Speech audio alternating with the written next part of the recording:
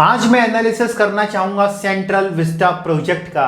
क्या वाकई में यह प्रोजेक्ट अभी के अभी रोका जाना चाहिए या नहीं, और इसको वैक्सीन से कंपेयर करना कितना ठीक है, कितना सही है यह कंपेयर करना कि सेंट्रल विस्टा प्रोजेक्ट की वजह से वैक्सीन के प्रोडक्शन पर फर्क पड़ रहा है, और क्यों सरकार चाहती है कि नई पार्लियामेंट का प्रोजेक्ट जो है वो 2022 से पहले कंप्लीट हो जाए। आइए इन सवालों के जवाब जानते हैं इस वीडियो में आगे। जब देश अपना 75th इंडिपेंडेंस डे बना रहा होगा तब देश को मिलेगा एक नया पार्लियामेंट, जिसका फाउंडेशन ले किया गया था 10 दिसंबर 2020 को। पार्लियामेंट के बनाने में जो कॉस्ट आएगी वो है अप्रॉक्स 970 करोड़ रुपए, यानी 970 करोड़ रुपए। वैसे तो नई पार्लियामेंट भी सरकार के सेंट्रल विस्टा प्रोजेक्ट के अंदर ही आती है, लेकिन अगर सरकार की माने तो वो अगली साल 2022 तक नई पार्लियामेंट को सिर्फ इसलिए बनाना चाहती है क्योंकि जब देश 75th इंडिपेंडेंस डे मना रहा हो, देश के पास अपनी नई पार्लियामेंट हो जो देश की आत्मनिर्भरता का सिंबल हो।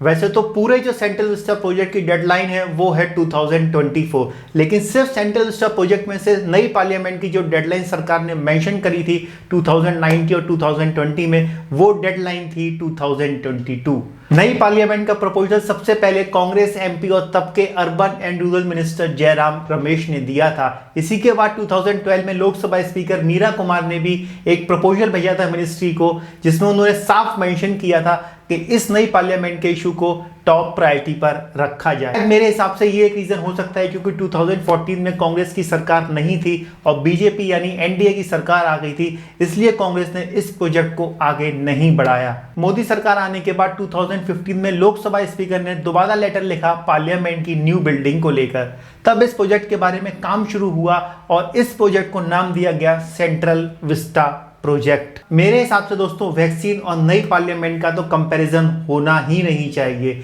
ये दोनों चीजें बहुत अलग अलग हैं। एग्जाम्पल के तौर पर अगर एक नॉर्थ पोल है तो दूसरा साउथ पोल है।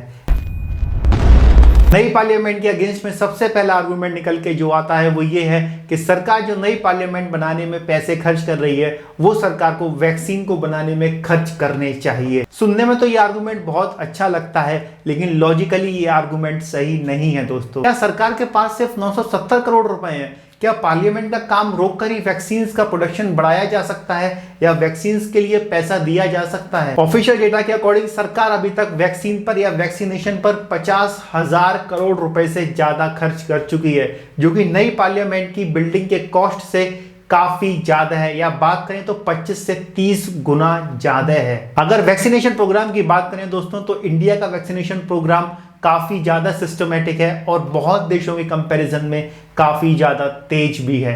दूसरा आर्गुमेंट न्यू पार्लियामेंट के अगेंस्ट में यह निकल के आता है कि पूरा का पूरा जो सेंट्रल विस्टा का जो प्रोजेक्ट है, जो उसके लिए रुपया एलोकेट किया गया है 20,000 करोड़ रुपए, उससे 15 एम्स बनवा देने चाहिए।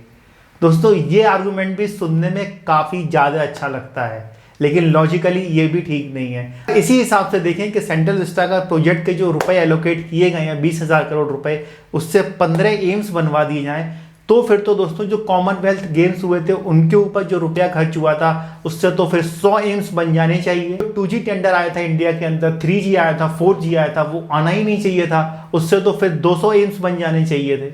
ये आर्गुमेंट दोस्तों सुनने में बहुत अच्छा लगता है। हाँ, आप इस बात पे डिबेट कर सकते हैं कि इंडिया के अंदर कितने एम्स और बनने चाहिए और कब और कहां बनने चाहिए, लेकिन ये एक बहुत बेसलेस आर्गुमेंट है कि भाई उस प्रोजेक्ट को बंद कर दो, उसका जो रुपया है उससे एम्स बनवा दो। तीसरा आर्गुमेंट दोस्तों ये निकल के आता है कि भाई सरकार जो है वो नई पार्लियामेंट को बनाकर फालतू का खर्च कर रही है, कोई जरूरत नहीं है नई पार्लियामेंट बनाने की। ठीक है, स्पेशली ये आर्गुमेंट दोस्तों निकल के आता है कांग्रेस के लीडर्स की तरफ से, राहुल गांधी, प्रियंका गांधी या जो रणदीप सुरजेवाला हैं उनकी तरफ। महाराष्ट्र के अंदर जब कांग्रेस की ही सरकार है तो वहां पर वो आमदार निवास बनवा रही है, अपने एमएलएस को रहने के लिए लग्जरियस घर बनवा रही है। तो महाराष्ट्र की सरकार ने उस प्रोजेक्ट को अभी तक बंद क्यों नहीं किया, जबकि देश का सबसे ज्यादा कोविड केसेस के मामलों में महाराष्ट्र सबसे आगे है? या फिर जो छत्तीसगढ़ असेंबली की नई बिल्डिंग बन रही है जिसका इनॉग्रेशन खुद सोनिया गांधी ने किया, उसको भी नहीं बनना चाहिए अगर ये फालतू का पैसा खर्च है। नई पार्लियामेंट बनती है तो फालतू का पैसा खर्च है। अगर छत्तीसगढ़ में आपकी सरकार है और आपकी सरकार कोई नई असेंबली बनाती है तो वो फालतू का खर्च नहीं है। वैक्सीन जैसे सेंसिटिव टॉपिक्स को इन जैसे टॉपिक्स के साथ कंपेयर नहीं करना चाहिए। कुछ लिबरल्स इंटेलेक्चुअल्स लोगों का मानना दोस्तों ये है कि भाई अमेरिका की जो पार्लियामेंट है वो बिल्डिंग भी तो कितनी पुरानी है, उसको तो नई बिल्डिंग में कन्वर्ट नहीं किया जा रहा, या यूके की पार्लियामेंट भी तो बहुत ज़्यादा पुरानी है, उसको भी तो नई बिल्डिंग में कन्वर्ट नहीं किया जा रहा, तो फिर भारत की सरकार को क्या ज़रूरत है नई पार्लियामेंट बनाने की। दोस्तों यकीन मानिए इससे ज़्यादा बेसलेस आर्गूमेंट तो कोई हो ही नहीं सकता। एग्जाम्पल के तौर पर मैं आपसे पूछना चाहूँगा कि अगर एक घर दिल्ली में बनता है और दूसरा घर महाराष्ट्र में बनता है तो क्या दोनों घरों की लाइफ जो होगी वो सेम होगी या नहीं होगी? इसका जवाब आप मुझे कमेंट बॉक्स में लिखकर दे सकते हैं। दोस्तों इस पूरे इशू के ऊपर मैं अपना व्यू पॉइंट रखूं तो सबसे पहली बात तो यही है दोस्तों कि वैक्सीन और न्यू पार्लियामेंट की बिल्डिंग का कंपैरिजन हो ही नहीं सकता, क्योंकि इस टाइम पे वैक्सीन की मैन्युफैक्चरिंग एक सबसे बड़ा इशू है जो सरकार को सॉल्व करना है, जिससे ज़्यादा से ज़्यादा लोगों तक वैक्सीन पहुंच सके। इसमें दोस्तों कोई दो राय नहीं है कि इंडिया का हेल्थ इंफ्रास्ट्रक्चर पूरी तरह से कोलैप्स हो चुका है। लेकिन दोस्तों यहाँ पे हमें एक बात और सोचनी पड़ेगी, और वो बात ये है, क्या 2014 से पहले हमारा हेल्थ इंफ्रास्ट्रक्चर इससे अच्छा था या बुरा था? क्या इन 7 सालों में ही हमारा हेल्थ इंफ्रास्ट्रक्चर बुरा हुआ है? क्या कमी थी, क्या कमी नहीं थी?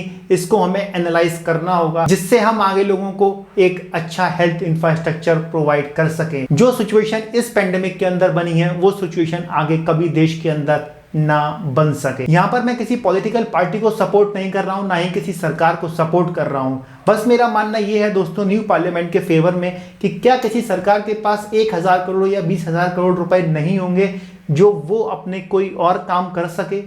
और वैसे भी ये प्रोजेक्ट दोस्तों जब फाइनल हुआ था जब देश के अंदर इस पेंडेमिक का एक केस भी नहीं था। इस पूरे सेंट्रल विस्टा प्रोजेक्ट और न्यू पार्लियामेंट बिल्डिंग के अगेंस्ट में एक आर्गूमेंट भी दोस्तों ऐसा नहीं है जो इसके अगेंस्ट में जस्टिफाई हो, या जो ये जस्टिफाई कर सके कि इस पूरे प्रोजेक्ट को बंद क्यों किया जाना चाहिए। इस पूरे इशू के ऊपर सेंट्रल विस्टा प्रोजेक्ट, वैक्सीन और न्यू पार्लियामेंट बिल्डिंग के ऊपर आपकी क्या राय है, आप मुझे कमेंट बॉक्स में लिखकर बता सकते हैं।